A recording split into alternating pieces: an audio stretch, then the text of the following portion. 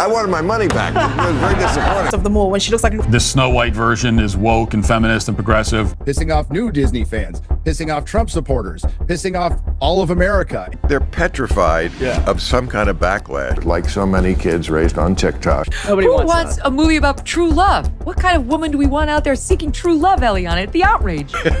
Part of some kind of backlash. So she comes off as an insufferable, whiny brat. Of course, like with everything on the left. Who is Rachel Zegler, the inverse of happy. It just doesn't make any sense. It makes a little bit more sense. sense. You can gaslight people so easily. But it was comment after comment, and it was pissing off everybody. So apparently, according to them and according to the writers of Snow White, women can't even want to be in love anymore. I'm guessing that she doesn't have kids. The movie is a complete disaster, by the way. No one on the right side of America can stand the star of this movie. The movie has a major identity crisis. Rachel Zegler and her behavior.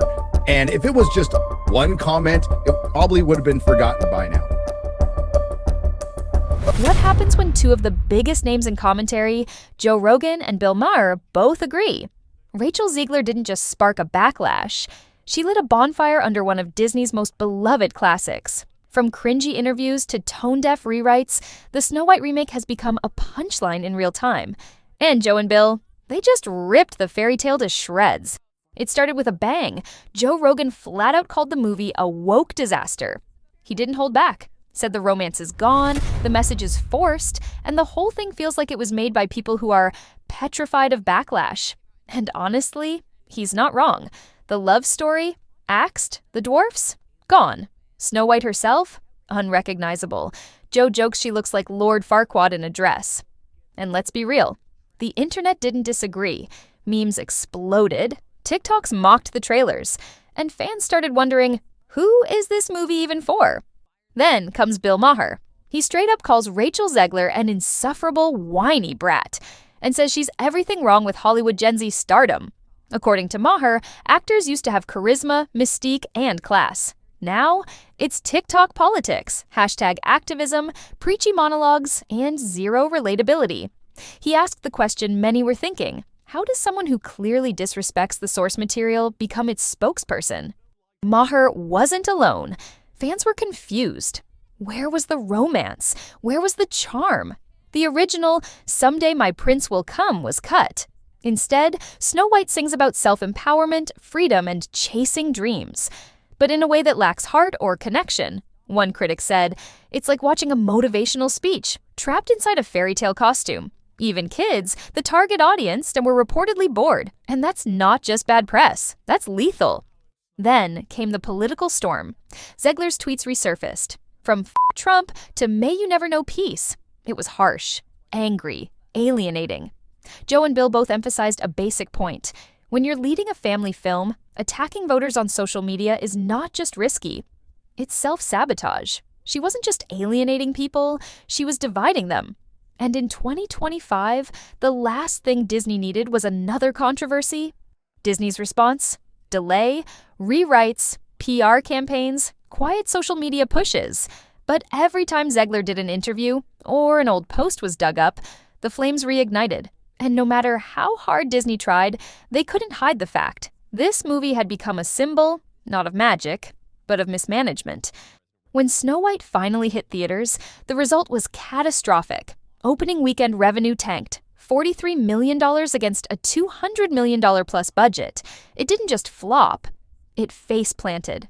In markets like China, it was ignored.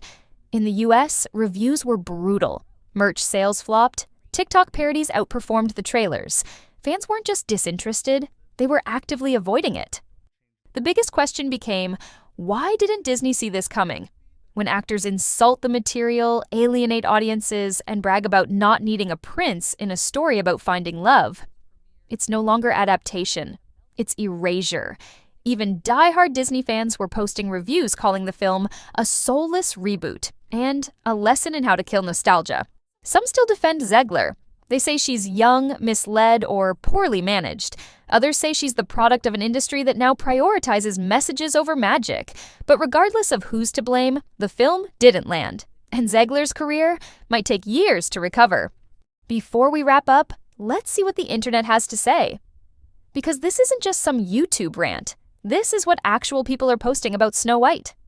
Rachel Zegler is now crying because her version of woke Snow White is an absolute failure. Now she gets to enjoy the utter failure she is. And no, I'm not kidding. I absolutely love this for Disney and that insufferable little WT Rachel Zegler. Snow White flopped hard. Go woke. Go f***ing broke. The woke media admits the movie is dreadful but still goes. But Rachel Zegler is great.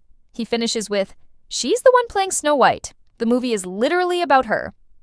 Snow White is supposed to embody grace, kindness, and charm.